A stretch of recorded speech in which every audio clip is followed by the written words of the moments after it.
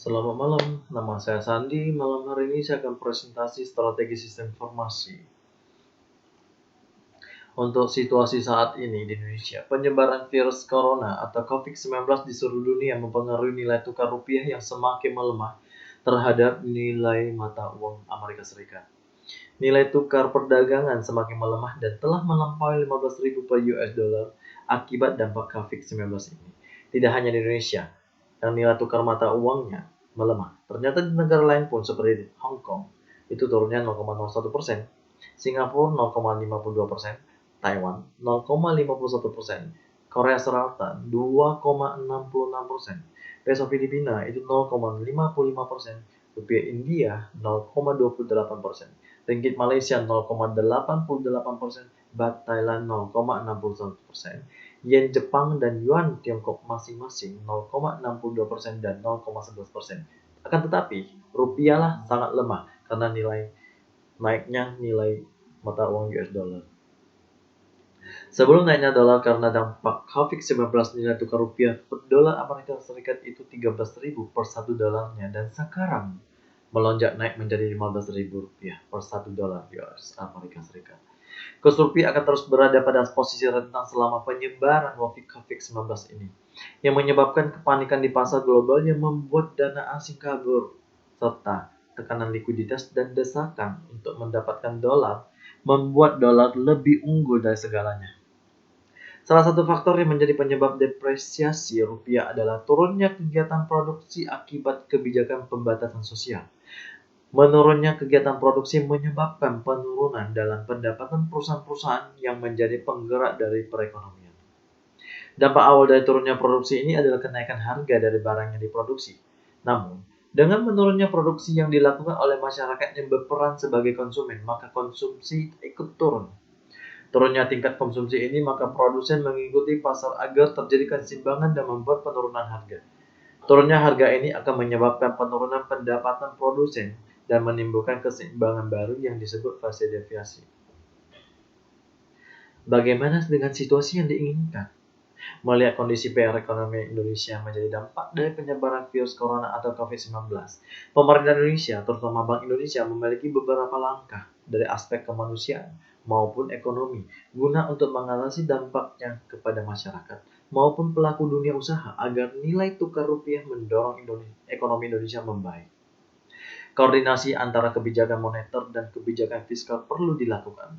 Bersama dengan Kementerian Keuangan, Bank Indonesia melakukan komunikasi dengan investor global terkait dengan perkembangan ekonomi Indonesia melalui langkah stabilisasi moneter dan pasar keuangan. Langkah-langkah yang ditempuh Bank Indonesia yaitu penurunan suku bunga, kebijakan, stabilisasi nilai tukar rupiah, injeksi likuiditas, mempermudah bekerjanya pasar uang dan pasar falas di luar negeri maupun dalam negeri, relaksasi ketentuan investor asing mengenai lindung nilai dan posisi devisa neto, pelonggaran makroprudensial supaya membuka pendanaan untuk eksportir, importir maupun UMKM. Kebutuhan Indonesia untuk perubahan, langkah yang tepat dalam menangani agar nilai tukar rupiah kembali menguat yaitu peran pemerintah atau fiskal dalam menangani COVID-19. Karena penurunan nilai tukar rupiah saat ini akibat dari penyebaran virus tersebut atau sikap masyarakat yang khawatir akan penyebaran yang semakin luas sehingga menekan pertumbuhan ekonomi. Apabila pengawasan dari pihak pemerintah kurang baik dan kurang cepat, dapat mengakibatkan psikologis pasar yang lebih besar dan nilai tukar rupiah bisa lebih melemah lagi. Bagaimana dengan tindakan alternatif yang dilakukan dalam rangka memperkuat koordinasi? Adapun langkah alternatif kebijakan yang telah dilakukan, pemerintahan dan Bank Indonesia menempuh beberapa langkah kebijakan alternatif untuk menjaga stabilitas moneter dan pasar keuangan, termasuk memitigasi risiko COVID-19. Langkah penguatan tersebut meliputi 4 kebijakan. Yang pertama, meningkatkan intensitas agar nilai tukar rupiah bergerak sesuai dengan fundamentalnya dan mengikuti mekanisme pasar. Untuk itu, Bank Indonesia akan mengoptimalkan strategi di pasar DNF, pasar spot, pasar SBN guna meminimalkan risiko peningkatan volatilitas nilai tukar rupiah.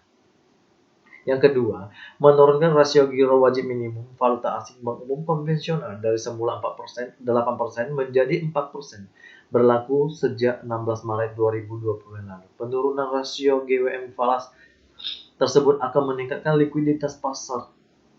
Untuk meningkatkan likuiditas falas di perbankan sekitar 3,2 miliar dolar Amerika Serikat dan sekaligus mengurangi tekanan di pasar falas. Yang ketiga, memperluas jenis underlying transaksi bagi investor asing sehingga dapat memberikan alternatif dan rangka lindung nilai atas kepercayaan rupiah. Yang keempat, menegaskan kembali bahwa investor global dapat menggunakan bank kustodian global dalam domestik dalam melakukan kegiatan investasi di Indonesia. Bagaimana dengan tindakan perencanaan atau action plan yang akan dilakukan? Upaya memitigasi pelemahan nilai tukar rupiah terhadap US dollar. Sudah dilakukan action plan atau tindakan perencanaan, di antaranya adalah dengan yang pertama, intervensi cadangan devisa sebesar 7 miliar dolar Amerika Serikat untuk stabilkan mata uang rupiah. Sementara itu, 2,4 miliar dolar Amerika Serikat dikeluarkan untuk membayar utang pemerintahan yang jatuh tempo. Yang kedua, menurunkan suku bunga kebijakan masing-masing 25 poin. Menyediakan uang higienis, menurunkan biaya SKNBI, penetapan MDR QRIS 0% untuk merchant usaha mikro, dan mendukung penyaluran dana non-tunai program-program pemerintah seperti program bantuan sosial PKH dan BNPT, program kartu prakerja dan kartu Indonesia Pintar. Yang keempat, melakukan intervensi pasar dengan surat utang berdenominasi dolar Amerika Serikat sebesar 4,3 miliar US dollar. Penerbitan surat berharga global ini dilakukan dengan tiga bentuk, yaitu surat berharga negara, seri Republik Indonesia 1030, Republik Indonesia 1050, dan Republik Indonesia 0470. Bagaimana dengan hasil yang telah dilakukan? Langkah pemerintah tersebut direspon positif para pelaku pasar keuangan, sebab pelaku pasar merasa lega lantaran adanya kepastian dari pemerintah, sehingga arus modal asing kembali masuk ke dalam pasar dalam negeri. Walaupun aliran dana tidak terlalu deras, namun kerja keras pemerintah masih bisa dijadikan katalis positif untuk pasar. Adapun dalam penutupan perdagangan hari ini, nilai tukar rupiah menguat ke posisi 14.740 per 1 dolar US Amerika dibandingkan penutupan perdagangan hari sebelumnya di level 14.750 per US dollar. Ini menunjukkan keberhasilan langkah pemerintah dalam mendongkrak ekonomi Indonesia. Bagaimana dengan hasil evaluasi? Dalam era globalisasi, ekonomi terbuka, devisa bebas, dan sistem nilai tukar mengambang, kebijakan moneter sebagai instrumen kebijakan seyogianya harus akomodatif. Kebijakan nilai tukar harus lebih proaktif dan mengkoreksi market value bubble ekonomi yang diakibatkan oleh investor asing yang terlalu bullish terhadap prospek perekonomian Indonesia.